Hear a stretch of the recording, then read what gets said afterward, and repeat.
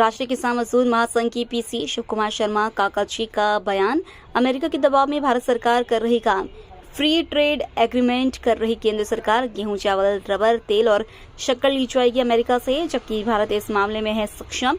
किसान free trade agreement के विरोध में सरकार से समझौता नहीं किए जाने की मांग पूरी नहीं होने पर होगा आंदोलन। मध्य प्रदेश में रेवेन्यू के नहीं हो रहे काम, हर जगह मांगी जा रही घूस की रकम। जी सर, आज आपने प्रेस कॉन्फ्रेंस की है, किन मुद्दों पर?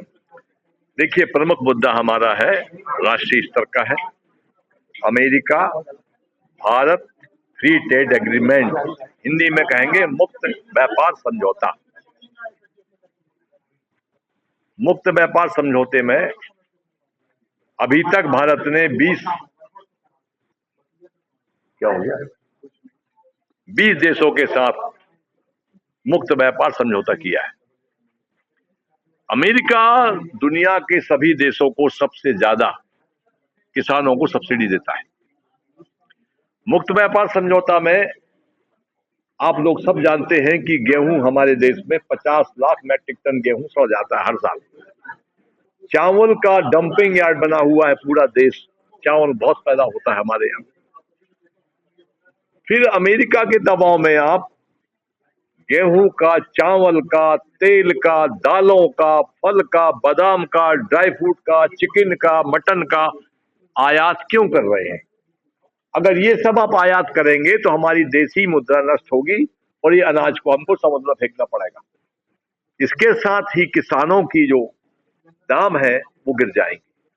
वो इतने गिर जाएंगे कि अमेरिका 1000 रुपए क्विंटल में गेहूं देने को तैयार है आपको। हमारा 2700 में भी घाटा हमको होता है। तो इतने दाम गिर जाएंगे, किसान खेती करना छोड़ देगा और हमको फिर बाहरी अनाज पर ही निर्भर होना पड़ेगा, जैसा हम पहले हुआ करते थे। तो ये बहुत बड़ा संकट है। देश का किसान पूरी तरह बर्बाद हो जाएगा, कर्जदार हो जाएगा और किसान कहीं का नहीं बचेगा, अपनी जमीन बेचने को बाध्य हो जाएगा।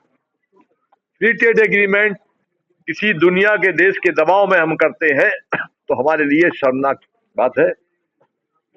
हमारा अनुरोध है भारत सरकार से, निवेदन है, प्रार्थना है कि अमेरिका जैसे देश से के आगे ना झुके और उनके दबाव में आकर फ्री ट्रेड एग्रीमेंट ना करें।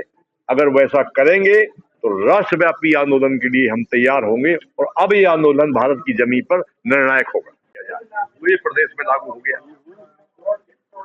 धारा 36 में कहा गया कि ये कानून पूरा ये रहेगा, पर मुआवजा की राशि रह गया। हम छात्र नेता थे, हम लोगों के वारंट जारी थे, तो कुछ समय अंडरग्राउंड रहना पड़ता था। तो आपातकाल एक देश का बहुत घटिया काल था, ये माने अपन कि ऐसा काल कभी नहीं आना चाहिए। पर वर्तमान में मैं ये कहूंगा उस आपातकाल की तुलना करते हुए कि वर्तमान में भी अघोषित आपातकाल कुछ काम तो अच्छे हुए हैं, जिसमें प्लांटेशन, फैमिली प्लानिंग, पर्यावरण, समय की पाबंदी। परंतु ज्यादा काम गड़बड़ हुए कि मीडिया पर सेंसरशिप लगा दी गई। होटलों में पोस्टर लगे हैं कि राजनीतिक चर्चाएं बंद है। छात्रों के लिए कह दिया कि चुनाव बंद, छात्र संघ के चुनाव नहीं होंगे, वो अभी भी नहीं हो रहे हैं। तो इस प्रकार से निर्दोष लोगों को जेल में ठूंसा गया। जो अखबार उस विचारधारा के नहीं थे उनको सील कर दिया गया। जबलपुर में युग धर्म को सील कर दिया गया था।